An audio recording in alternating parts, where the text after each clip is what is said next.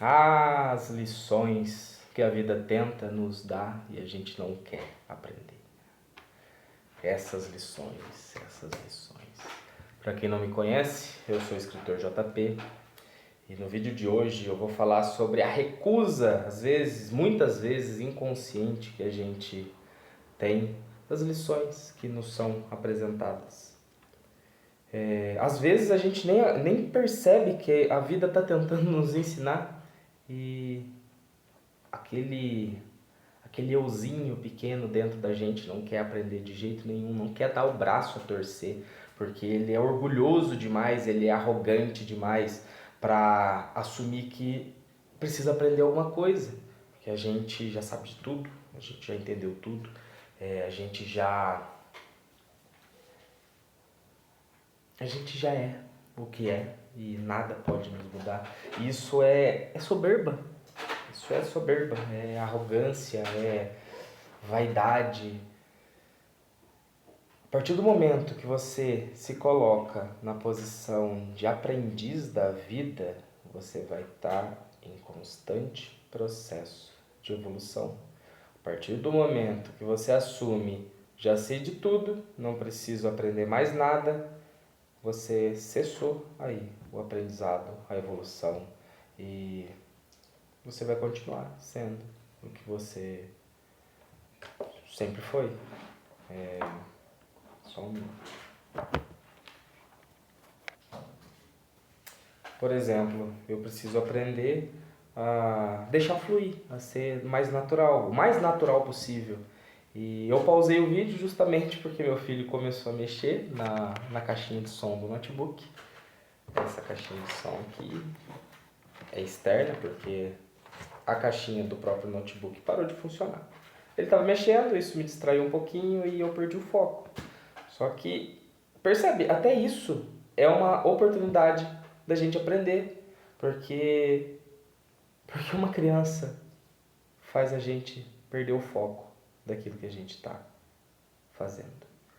Porque um carro em alta velocidade que entra na sua frente não causou mal nenhum, não causou problema nenhum para você. Beleza, ele está errado. Está errado? Ele não deveria estar costurando na via. Mas por que isso te desestabilizou ao ponto de você ficar uma pilha de nervo? Tipo, agradece. Nada de ruim aconteceu. Ah, mas poderia acontecer. Poderia, mas não aconteceu. Agradece. Eu quase sofri um acidente. Ó. Agora meu filho acabou de despausar. Pode ouvir, ô gatão. Pode ouvir seus vídeos, não tem problema não. Não atrapalha.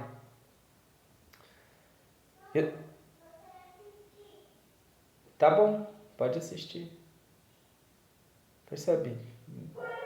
A gente tá falando de um assunto, a gente tá dirigindo um carro, a gente tá tomando conta de uma sala de aula, a gente tá executando um trabalho e qualquer interrupção faz com que a gente perca o foco e não volte na linha de raciocínio anterior. A gente demora para retomar o foco naquilo que a gente está fazendo. Por quê? Porque aquilo que a gente estava fazendo é custoso, aquilo que a gente está fazendo é desagradável, aquilo que a gente está fazendo na força do ódio.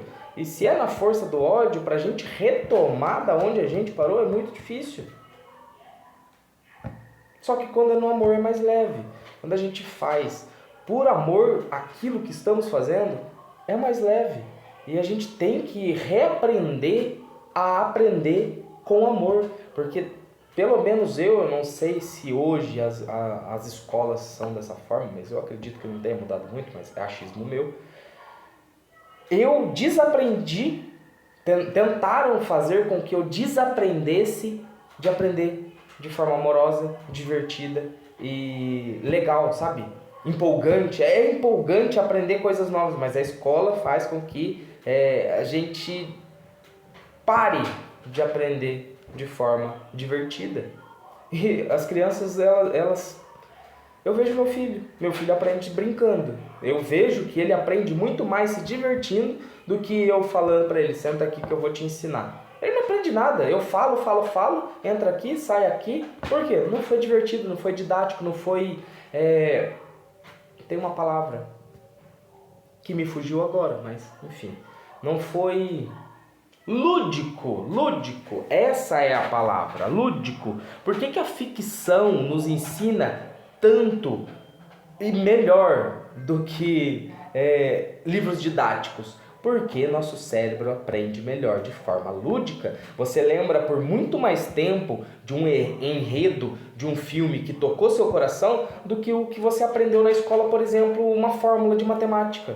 Porque aquilo não tocou seu coração. Quando toca o nosso coração, ele fica gravado a ferro e fogo lá e a gente nunca esquece. Agora, quando a gente decora para fazer uma prova, a gente esquece.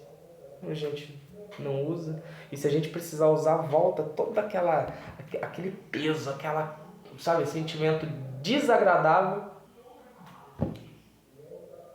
que a gente sentiu quando estava aprendendo. Isso não é aprender. Um dos conflitos que eu tive na faculdade, conflito interno, sabe, de ver a realidade nua e crua, foi falar para a professora, uma professora que eu tinha ela em altíssima estima, e eu lia os textos dela, os textos acadêmicos, aqueles artigos fenomenal falando que o poder está na mão do aluno, ele que aprende, ele é o detentor do saber, nós professores apenas fazemos com que ele encontre o conhecimento que já estava dentro dele. Aí eu fui falar pra ela, então professor, que ela tava dando uma aula mais ou menos, tipo, sobre livro didático, sobre livro de ficção, sobre leitura, sobre incentivo, alfabetização, essas coisas e tal.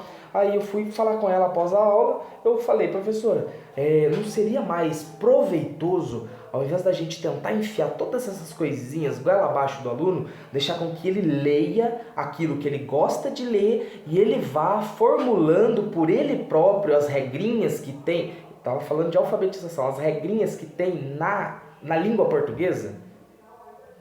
Não, aí não funciona, aí não dá certo, aí não tem como metrificar, aí não tem como fazer.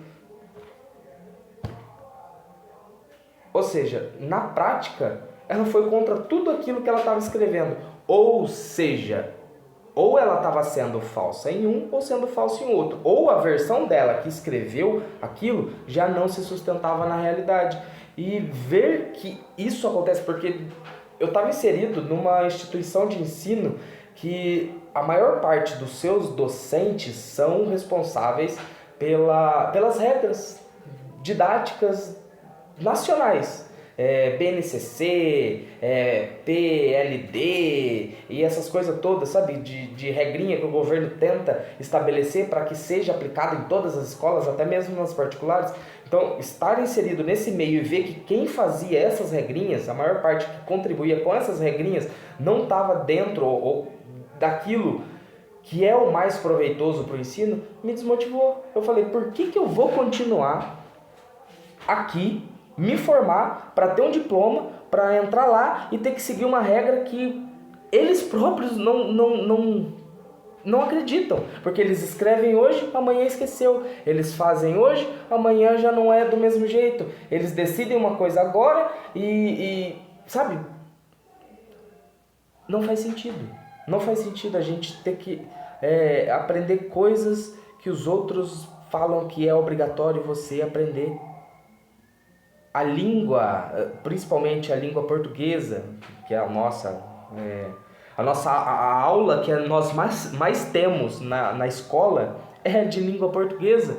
E não faz o menor sentido a gente perder tanto tempo decorando regras que a gente não vai usar na vida, porque a língua falada é fluida. A gente não vai falar do jeito que o professor manda a gente falar. A gente não vai falar como Machado de Assis escrevia. Isso é inconcebível. E tem professor que se indigna com, sabe, coisa absurda. Os meninos tá errado. Você fala os meninos tá errado. Mas todo mundo fala os meninos. Os meninos brincando, que belezinha. Não, mas tem que falar os meninos estão brincando. Olha que coisa mais formosa de se ver. Quem fala desse jeito? E por que a gente perde tanto tempo aprendendo que essa é a forma certa? sabe? e passar tanto tempo na escola aprendendo essas coisas que, sabe, causa resistência dentro da gente, causa atrito, porque a gente vê que no mundo real isso não se aplica, faz com que a gente perca a vontade de aprender coisas que são úteis no nosso dia a dia. A menos que a gente veja resultado. Por exemplo, se alguém chegar para você e falar, eu vou te ensinar a ganhar 10 mil reais todo mês, você aceita? Pô, aí, vamos, aí tem utilidade. Eu quero ver se na prática funciona. Ah, na prática funciona? Então isso eu quero aprender. Por quê? Porque a gente quer o resultado, não o aprendizado, não o processo para chegar ao que a gente quer. Por exemplo, se eu falar para você, eu vou te contratar para trabalhar para mim e eu vou te pagar 10 mil reais por mês, tá? Você vai ter que fazer exatamente o que eu mandar e eu vou te pagar 10 mil reais. Aí você aceita. Por quê? Porque você não quer arriscar, você quer a garantia. Agora, se eu falar, você pode ganhar 10 mil reais, só que você vai ter que se esforçar muito. Aí você já não quer. Aí você não, mas a maioria das pessoas não quer. Porque dá trabalho. Dá muito trabalho. Aí a maioria das pessoas nem quer aprender. Vai dar muito trabalho. E da forma que a gente faz uma coisa, a gente faz todas as outras. Então, a gente vai estar constantemente fugindo do que dá trabalho. Inclusive do próprio trabalho. E atrapalha toda a coisa, sabe? Se a gente foge do trabalho, a gente torna tudo mais caro. Fica mais caro. Porque você não tá... A economia, ela funciona assim. Geração de valor. Se falta mão de obra no trabalho que eu executo, consequentemente é justo que eu aumente o meu valor, certo? Que eu aumente o preço do serviço que eu vou te entregar. Ah, mas tem gente que faz por 200 reais. Tá, paga um quinto do valor que eu cobro. Então faça, com de 200, sabe? Não é uma coisa isolada, acontece muito aqui na cidade. Às vezes a gente passa um orçamento, troca de resistência aqui, de boiler, 680. E a pessoa fala, nossa, mas por que tão caro? Tem gente que cobra 350. Tem empresas que cobram 350. Porque a gente sabe que é um serviço valoroso que pode acarretar um prejuízo enorme se não executado da forma correta. Então, de tanto a gente pegar bonitão que foi lá fazer por 200 reais e danificar o boiler, que no final ficou por 15 mil reais para trocar para o cliente, a gente passa um pouquinho mais caro da resistência, porque nós mesmos estamos propensos a danificar o boiler, só que nós avaliamos, nós avisamos o cliente antes de qualquer coisa e, enfim, entregamos um serviço de qualidade. E por que eu estou falando tudo isso? Porque para a gente chegar nesse ponto, a gente teve que percorrer um processo chamado aprendizado. E esse processo de aprendizado não foi fácil, a gente não ganhava tão bem assim nesse processo de aprendizado. A gente bateu muita cabeça até chegar no nível que a gente chegou. Aí, em contrapartida, quando a gente vê pessoas querendo ganhar o que a gente ganha e a gente passa para ele que você vai ter que passar por todo esse processo de aprendizado, aí eu já não quero. Aí não, vai dar trabalho, louco, eu vou ter que investir 10 anos da minha vida trabalhando nisso para chegar no que você ganha. Só que, trabalhando com quem já passou pelo processo, o seu caminho é encurtado. Enfim, acho que eu acabei divagando pra um caramba. Não era para ter passado 10 minutos, eu estou aqui há quase 15 minutos. Mas reflita sobre isso. Reflita sobre o aprendizado. Esteja aberto a aprender. E esteja aberto a reconhecer que você está errado. A maioria das vezes a gente está errado. E às vezes a gente tem que assumir para algumas pessoas que estamos errados, apesar de no fundo do nosso coração a gente saber que a gente não está errado. E está tudo bem. Porque eu, pelo menos, sinto hoje que eu não preciso provar nada para ninguém. estando certo ou estando errado, eu não preciso provar nada para ninguém. Mas eu estou aberto, sim, o tempo todo, a reconhecer que posso estar me equivocando. E isso abre um leque de possibilidades de aprendizado. Porque se eu tivesse a certeza absoluta que eu estou certo em tudo que eu faço e falo, eu já posso morrer, porque eu sou perfeito, né? Eu tô feito até o fim. Eu não tô me melhorando. Enfim. Espero que esse vídeo tenha chegado na pessoa certa, porque eu sei que essa mensagem tem muitos corações desejando receber essas palavras que eu estou pronunciando aqui. E eu agradeço ao universo que eu finalmente consegui fazer um vídeo 100% do começo ao fim, com essa sensação de plenitude e tipo, tô tranquilo, tô de boa, nem suei, nem senti sede, ou seja, não houve resistência. Então, espero que o seu coraçãozinho também não tenha encontrado resistência nas palavras que eu pronunciei. E se houve algo que te incomodou, os comentários estão abertos.